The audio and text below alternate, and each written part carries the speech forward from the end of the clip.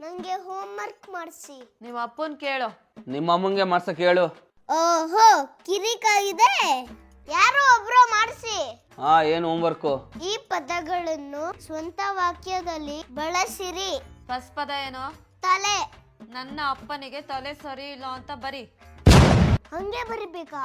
Next ಪದ ಏನೋ? ಮಾತು. ನನ್ನ ಅಮ್ಮ ಅರ್ಥವಿರದ ಹಾಗೆ ಬಾಯಿಗೆ ಬಂದ ಹಾಗೆ ಮಾತನಾಡುತ್ತಾರೆ ಅಂತ ಬರಿ.